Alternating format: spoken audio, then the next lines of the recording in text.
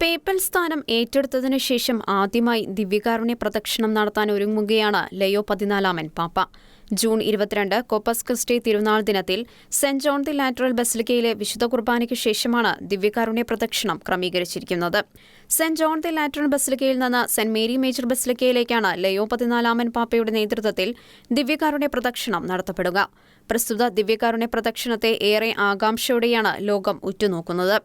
June മാസത്തിലെ എല്ലാ ഞായറാഴ്ചകളിലും ലയോ 14 പാപ്പ മുഖ്യ കാർമ്മികനായി വിശുദ്ധ കുർബാന അർപ്പിക്കുമെന്നും വത്തിക്കാൻ വെളിപ്പെടുത്തിയിട്ടുണ്ട്.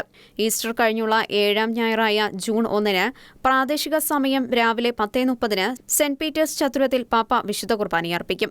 കുടുംബങ്ങളുടെയും കുട്ടികളുടെയും മുത്തശ്ശിമാരുടെയും വയോധികരുടെയും ജൂബിലിയെ ഓർമ്മപ്പെടുത്തുന്നതാണ് പ്രസ്തുത ദിനത്തിലെ വിശുദ്ധ കുർബാന.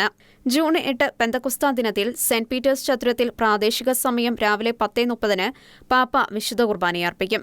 സംഘടനകളുടെയും അസോസിയേഷനുകളുടെയും പുതിയ കമ്മ്യൂണിറ്റികളുടെയും ജൂബിലി ആഘോഷിക്കപ്പെടും. തുടർന്നു വരുന്ന ജൂൺ 9 തിങ്കളാഴ്ച പരിശുദ്ധ കന്യകാമാതാവിനെ സ്മരിച്ചുകൊണ്ട് സെന്റ് പീറ്റേഴ്സ് ബസിലിക്കയിൽ പ്രാദേശിക സമയം രാവിലെ 11:30 പാപ്പ വിശുദ്ധ കുർബാന അർപ്പിക്കും. പരിശുദ്ധ സിംഹാസനത്തിന്റെ ജൂബിലി പ്രസ്തുത ദിനത്തിൽ ആഘോഷിക്കപ്പെടും. തുടർന്നു വരുന്ന വെള്ളിയാഴ്ച ജൂൺ 13 വത്തിക്കാൻ സമയം രാവിലെ 9 മണിക്ക് ലയോ 14 പാപ്പ വിശുദ്ധ കുർബാന അർപ്പിക്കുകയും വിശുദ്ധരുടെ നാമകരണ നടപടികൾ സംബന്ധിച്ച തീരുമാനങ്ങൾ കൈക്കൊള്ളുന്നതിനായുള്ള കർദിനാൾമാരുടെ സാധാരണ പൊതു കൺസിസ്റ്ററി വിളിച്ചു ചേർക്കുകയും ചെയ്യും. ജൂൺ 15 ജൂബിലി ഓഫ് സ്പോർട്സ് ആചരിക്കുകയും സെന്റ് പീറ്റേഴ്സ് ചത്തുരത്തിൽ വത്തിക്കാൻ സമയം രാവിലെ 10:30 പാപ്പ പരിശുദ്ധ കുർബാന അർപ്പിക്കും. ജൂൺ 27 തിരുഹൃദയ തിരുനാൾ ദിനത്തിൽ സെന്റ് പീറ്റേഴ്സ് ചത്തുരത്തിൽ രാവിലെ 9 മണിക്ക് പാപ്പ വിശുദ്ധ കുർബാന അർപ്പിക്കും.